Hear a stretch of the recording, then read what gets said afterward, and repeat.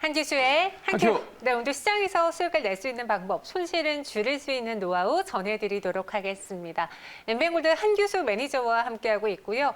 매니저님이 바라보는 시장의 눈, 어떤 눈일까 궁금하신 분들은 친구 맺어보세요. 샵 2034로 한기수라고 이름을 적어 보내주시면 됩니다. 그리고 요즘 같은 날은 정말 쉴 수가 없을 것 같아요. 네. 무료 방송 준비되어 있을까요? 무료 방송 해야죠. 네. 시장 자체가 뭐 안 좋다고 뭐 무료 방송 안 하면 안 될 것 같고요. 지금 많이 힘든 구간들이고 또 힘들어진 그 과정들 그리고 힘들어진 강도가 좀 많이 세지고 있습니다. 이럴 때일수록 우리가 시장을 좀 더 주도 면밀하게 살펴봐야 되는 그런 부분들이 많이 있기 때문에 지금 시장에서 우리가 정말 중요하게 봐야 되는 부분들이 무엇인지 그리고 지금 시장이 왜 이런지 또 앞으로 어떻게 될 것인지에 대해서 집중적으로 분석을 드릴 테니까요. 오늘 3시 50분 무료 방송 오시기 바랍니다. 네, 한규수 매니저와 함께 하시는 다양한 시간들이고요. 오늘 리뷰부터 해볼게요. 사실 리뷰 시간은요, 수익이 이만큼 났어요. 자랑하는 시간이 아니고요. 그렇죠. 시장을 바라보는 종목, 무엇이 중요한지, 이럴 때는 어떻게 타이밍을 맞춰야 되는지 그 키워드를 전해드리기 위해서 하는 시간이에요. 그렇습니다. 네. 제가 이제 종목들 리뷰 드리면서도 일단 말씀드렸던 종목군들을 중심으로 고르게 섹터별로 이제 종목을 이제 분산해서 이제 분석을 드리고 있으니까 꼭 그 종목만 해당된다라 가지고 그 종목만 매매를 하시지 마시고 반도체면 반도체 관련주, 5G는 5G, 그리고 뭐 기타 종목이면 기타 종목에 맞춰서 종목군들을 좀 보시는 게 좋을 것 같습니다. 자, 일단 오늘 한미 반도체부터 먼저 보도록 하겠습니다. 일단 일부 반도체 장비주들의 흐름 자체가 상대적으로 선방하는 그런 모습이 전개됐다가 시장 자체가 좀 흔들리면서 역시 이제 힘든 과정이 전개되고 있습니다만 그래도 한미 반도체 주가 흐름은 아직도 그래도 견조한 모습입니다. 시장 자체가 참 힘들다라고 하면서도 이렇게 상대적으로 강한 하반 경직이 나오는 종목이 있고요. 그리고 미미하게 반등에도 시도가 되는 종목들은 분명히 있는 겁니다. 그리고 이런 단기적인 시세가 이어지고 나서 그 단기 시세가 모아져서 좀 더 올라가는 종목들도 분명히 있기 때문에 일단 이런 종목들은 실적 성장 가치가 분명히 있는 종목이다라는 부분을 말씀드렸고 이렇게 하반 경직을 보였던 종목들이 전체적인 시장 자체가 좋아지고 전체 시장이 안정권에 접어들게 되면 반등 가능성이 높은 상태로 보시면 되겠죠. 그래서 현재 구간 우리가 이 한미 반도체를 요거 먹자라고 해서 접근 전략을 단행한 건 분명히 아니고요. 시장 자체가 충분히 안정이 되는 상태에서 더 갈 수 있는 여력은 분명히 있는 종목으로 좀 보시면 되겠습니다. 지금은 종목보다는 시장이 좀 중요한 부분이긴 합니다만 시장 자체가 안정만 되게 되면 추가적인 반등 여력은 있기 때문에 우리가 굳이 이 종목에 대해서는 털어낼 필요는 없겠습니다. 시장이 정말 불안하다라고 하는 분들은 이 반등에서 과감하게 털어내시는 전략이 좋겠고요. 제 판단은 이 종목은 약간은 기간 조정이 진행되고 반등 가능성이 있는 부분이니까 아직은 좀 더 보시는 좋겠고 한미 반도체뿐만 아니라 반도체 장비 전반에 걸쳐서는요. 실적 성장 가치가 좋은 종목이 너무나 많습니다. 그래서 실적과 성장 가치가 있는 종목들은 좀 힘든 과정이 연출되더라도 한번 중기적인 어떤 시세 흐름을 한번 주목해 볼 필요 있지 않을까 이렇게 판단을 들 수가 있겠고요. 자, 디바이스 ENG도 한번 같이 보도록 하겠습니다. 마찬가지로 디바이스 ENG 흐름도 상대적으로 경도했던 그런 종목들 중에 하나입니다. 이렇게 단기적으로 올랐고요. 긴 시간 동안 횡보세를 기록했고 반등이 나오다가 또 밀리는 이런 형태가 됐죠. 오늘 반등도 강하지는 않습니다만 그래도 전체적인 시장의 흐름에 비해서는 주가 흐름은 상당히 견조한 그런 흐름이 나오고 있는 겁니다. 보통 이렇게 한번 시세가 옆으로 오르고 나서요. 옆으로 긴 시간 동안 횡보세를 기록하는 종목들의 시세가 그냥 꺾이는 경우는 거의 없습니다. 이 종목이 올랐다가 옆으로 기어가는 이유는 그만큼 강한 하반 경기성과 함께 성장성에 대한 기대감이 있기 때문에 이렇게 하반 경기 나오는 것이고요.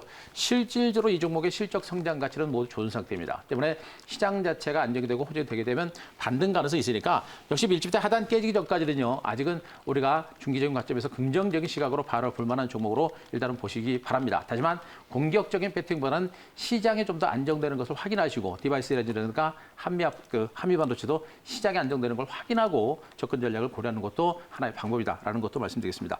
자, 이노바이러스 보겠습니다. 5G 관련주는 많이들 걱정들 하고 계시기 때문에 제가 이제 빼놓지 않고 계속 분석을 드리고 있습니다만, 자, 오늘 대한광통신이라는 종목이 이제 강한 반등세를 기록했고요. 그런 가운데 이노바이러스 주가도 또 가랑비었듯이 은근하게 밀리는 그런 형태가 진행이 되고 있습니다. 최근 조정 장세 속에서 5G 관련주들의 조정이 좀 더 상대적으로 많이 하락을 해 있는 그런 모습이고요. 개인 투자자의 매물이 좀 많이 나온 상태고 이것이 5G 관련주가 또 트럼프 관련주로 또 분류가 되다 보니까 지금은 바이든에 대한 지지율이 높죠. 그래서 대선에서 트럼프가 탈락할 가능성이 높고 그러면서 트럼프 관련주로 분류가 되면서 밀렸는데 제가 말씀드렸지 그건 말도 안 되는 것이다라고 제가 말씀드렸습니다. 5G는 바이든도 아니고요. 트럼프도 아니고 하나의 산업입니다. 그래서 누가 대통령이 되든 간에 그 산업은 성장할 수밖에 없는 그런 섹터다라는 부분들을 말씀드렸었죠. 그래서 악재는 이미 다 나온 상태고 충분하게 하락을 했고 시장 자체만 안정이 되게 되면 오히려 치고 갈 수 있는 여력은 분명히 있는 것으로 보고 있어서 마찬가지로 지금 구간에서 우리가 도망가거나 던지거나 할 단계는 아니고요.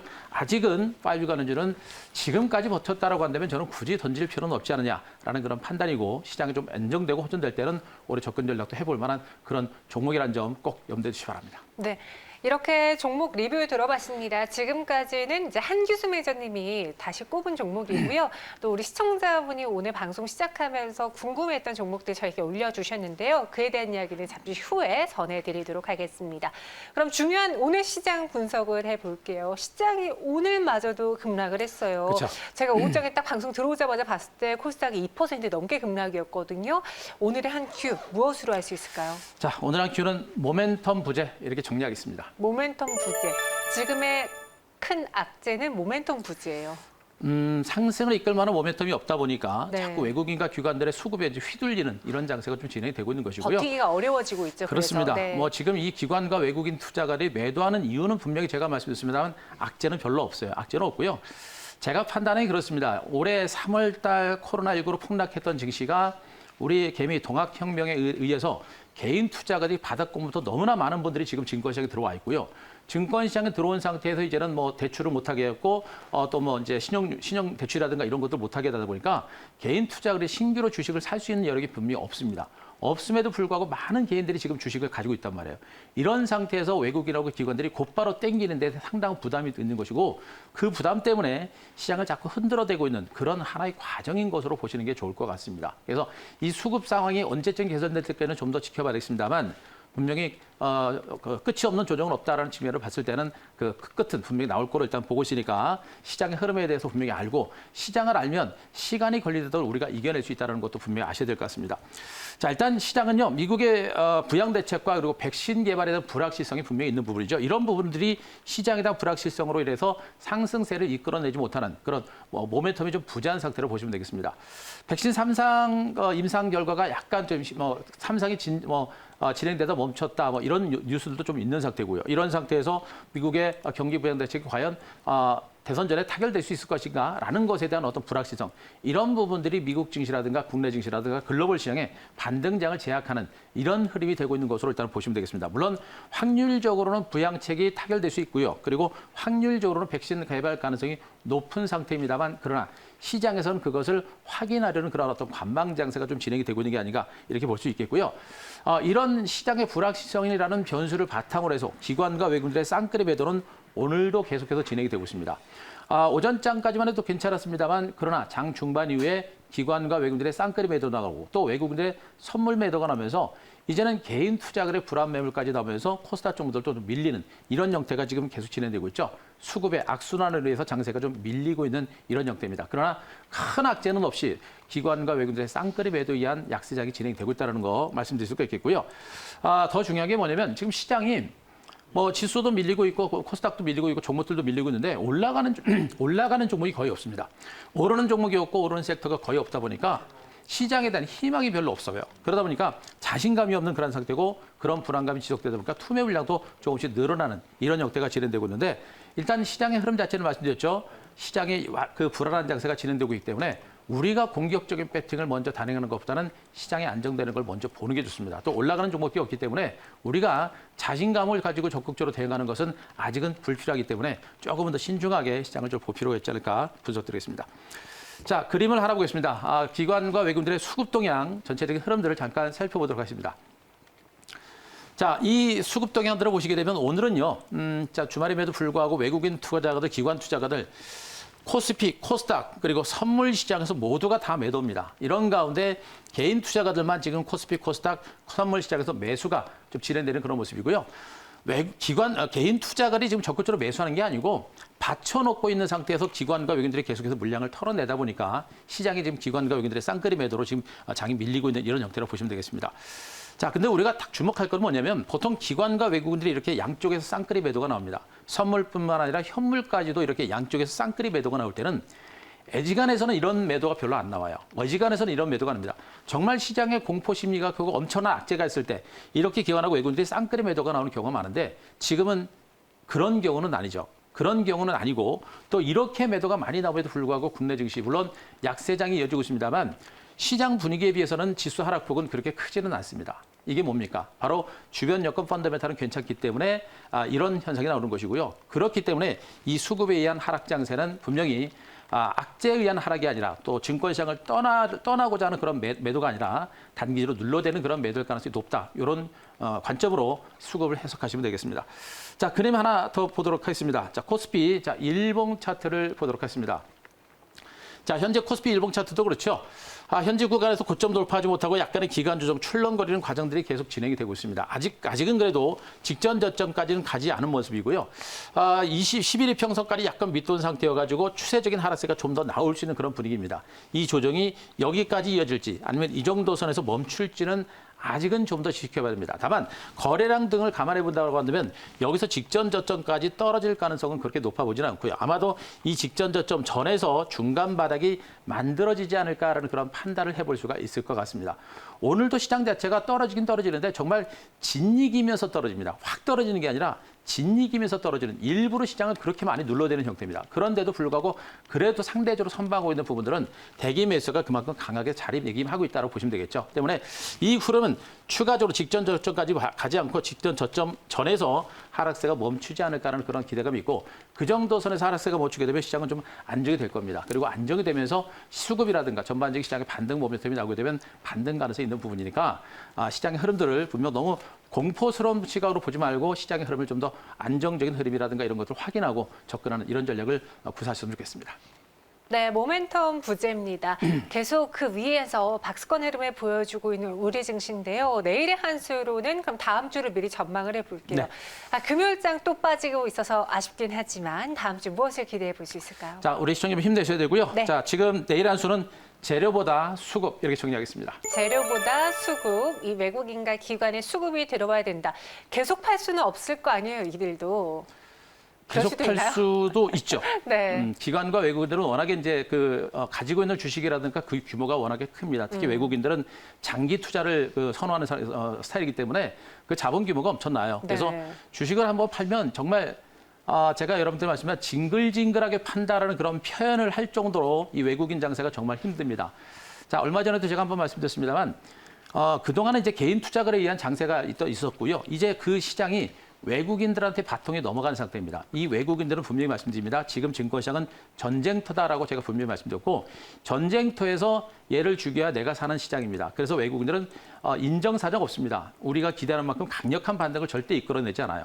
흔들어대고 진이기고 지쳐나갈 때까지 흔들어댄 다음에 때가 되면 그때부터 본격적인 배팅을 하는데 그 시점을 예측하기는 좀 쉽지는 않습니다. 단 하나 중요한 것은 뭐냐? 외국인들은 결국에 펀더멘탈을 따라서 움직인다라는 것만 분명히 보시고 주변 여건 자체가 나쁜 게 별로 없어요. 그 부분도 우리가 꼭 체크를 좀 하시기 바랍니다. 일단 시장 자체는요. 일단 단기적으로 시장은 반등세가 나올 수 있습니다. 미국 증시가 반등하거나 일시적인 호재에 의해서 증시가 좀 반등할 수 있는데 문제는 뭐냐? 수급이 더 중요한 상태입니다. 최근에 미국 증시가 올랐는데도 국내 증시가 더 못 가거나 밀리는 형태가 되고 있죠. 또 어제 미국 증시는 그렇게 밀리지도 않았는데 오늘 국내 증시 낙폭이 큽니다. 이게 바로 수급 때문에 나타난 현상입니다. 그래서 지금은 어떤 모멘텀 호재가 나오더라도 호재가 나옴과 동시에 기관과 외국인들의 적극적인 매수가 들어와야 시장에 살아날 수 있습니다. 그래서 단기적인 호재가 나와가지고 주가가 올라갈 때는 절대 추격 매수하지 마시고 기관과 외국인들의 수급이 살아나는지를 보셔야 됩니다. 기관과 외국인들의 수급이 살아나지 않고 오히려 물량을 털면 우리는 오히려 거기가 매수가 아니라 단기 관점에서 물량을 털어내는 그런 위치가 되겠죠. 그래서 재료보다는 수급을 먼저 확인할 그런 전략이 좀 필요하겠다는 부분을 말씀드릴 수가 있겠고요. 기관과 외국인들의 수급은 언제 살아냐? 좀 더 강력한 어떤 상승 모멘텀이 나올 때 기관과 외국인들의 수급이 개선될 것으로 일단 보고 있습니다. 아마도 지금 외국인들이 시장에서 집중하고 있는 부분들은 역시 이제 코로나 백신이 만들어지느냐, 그리고 미국의 대규모 경기 부양 대책이 나오느냐 이런 것들을 아마 볼 겁니다.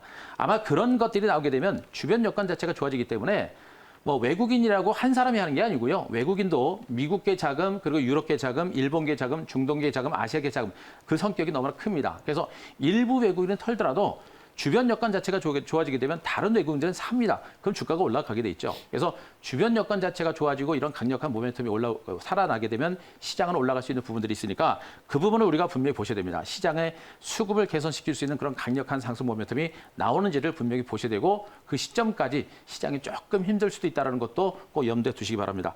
자, 그리고 기관과 외국인 투자의 수급이 살아날 때 랠리가 가능하다는 얘기죠. 기관과 외국인들의 수급이 한 번에 하루만 들어온 게 아니고요. 연속해서 들어야 됩니다. 그래서 기관과 외국인들의 수급이 살아날 때 레이스가 나올 수 있는 가능성도 분명히 보시기 바라고요. 그리고 현재 구간에서 우리가 할 수 있는 부분들은 일단은 시장이 올라간다고 해서 무조건 성급하게 추격 매수하는 전략은 좀 자제하시는 게 좋아요. 그리고 지금 시장이 충분히 안정되고 회복되는 것을 확인하고 종목에 대한 접근 전략을 단행하는 전략도 필요하다는 것도 아울러 말씀드리겠습니다. 자, 기관 외국 수급 동향 중에서 오늘 외국인들의 수급 동향을 먼저 보도록 하겠습니다. 오늘 외국인 투자가들 최근 며칠 동안의 외국인 투자의 수급 동향을 보시게 되면 맨 상단에 있는 그림이 이제 코스피 시장입니다. 코스피 시장에서 꾸준하게 물량을 털어내다가 지금 샀다 팔았다를 보면서 관망세죠. 관망하다가 분명히 여기서 매수가 들어왔습니다. 매수가 들어왔고 지금 약간 매도가 나오는 구간이에요. 외국인 투자가들이 최근 시장에서 계속해서 기관 외국인들 쌍끌이 매도가 나오는 것 같지만 실질적으로 추세적으로 봤을 때 코스닥, 코스피 종목은 그렇게 많이 안 팝니다. 추세적으로 분명히 살아나고 있는 이런 형태로 보시면 돼요. 그 하단으로 코스닥에서도 분명히 매도가 나옵니다. 그런데 그동안의 흐름을 본다고 하면 공격적인 매도는 아니에요. 야금야금 찔끔찔끔 팔고 있습니다만 공격적인 매도는 아닙니다. 그런데 야금야금 찔끔찔끔 파는 게 우리 개인 투자자들은 공포거든요. 그래서 시장 자체가 밀리고 있는 겁니다. 그리고 마지막으로 맨 하단에 녹색선 선물 시장을 중심으로 외국인 매도 그렇게 강하지는 않죠. 전반적인 이 외국인들의 수급 동향은 분명히 지금 이 시장에서 한국 증시에서 외국인들이 떠나가는 그런 수급은 아닌 거로 보고 있기 때문에 이렇게 짓누르는 흐름이 나오고 나서 외국인들의 매수로 들어올 수 있는 그런 가능성이 높으니까 그걸 좀 보시기 바라고요. 자, 그림 기관들의 수급 동향도 한번 보도록 하겠습니다. 자, 외국인들은 그렇게 공격적인 매도는 아닌데 기관들 이렇게 매도입니다. 자, 현물 쪽에서 매도세가 진정되고 있죠. 나옵니다만 역시 공격적인 매도는 아니다라는 거. 다만 코스닥에서는 지금 기관과 외국인들의 매도가 좀 많이 나옵니다.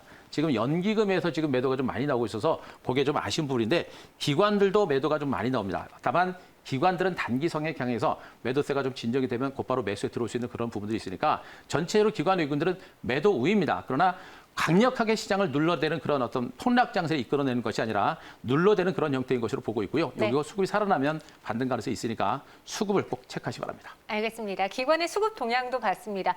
다행히 지금 코스피, 코스닥 두 지수 모두 다 장중 저점 대비 많이 올라왔어요. 네. 코스닥도 한 1%대 초반의 하락을 보여주고 있는데요. 그래서 여러분들 오늘은요 새로운 종목을 소개해드리기보다 여러분들이 갖고 있는 종목, 궁금한 종목 리뷰해드리겠습니다. 첫 번째로는 가장 먼저 접수된 은님의 ENF 테크놀로지입니다. 매수 가격이 얼마인지 저희가 정확히는 모르겠는데 최근에 통신주들의 경우에도 좀 잘 버텨주다가 그쵸. 시장 하락에 같이 좀 밀려났거든요. 이 가격대에서는 굳이 매도 안 해도 될지 어떻게 저는 할까요? 이 종목은 지금 파시면 안 된다고 보고 있어요. 네. 워낙에 실적이 좋은 종목이에요. 워낙에 실적이 좋고요. 성장 가치라고 하는 부분들은 지금 이제 EUV 공정과 관련된 그 산화물 생산 업체이기 때문에 네. 앞으로 이제 이 비메모리 반도체 쪽에서 EUV 공정은 앞으로도 대세가 될 겁니다. 그래서 그쪽에 대한 소재들이라든가 그 확소재를 만드는 업체이기 때문에 실적 성장 가치가 굉장히 큰 종목으로 보시면 돼요. 퍼가 지금도 한 8배, 9배밖에 안 되는 그런 저평가는 종목이고 지금 주가가 밀리긴 했습니다만 저 앞에서 주가가 이미 굉장히 많이 오른 상태예요. 네. 오른 상태에서도 그동안 상승폭에 비한다면 지금 조정폭은 굉장히 미약한 겁니다. 그만큼 회사가 좋기 때문에 많이 밀리지는 않고 있는 것으로 보시면 될 것 같아요.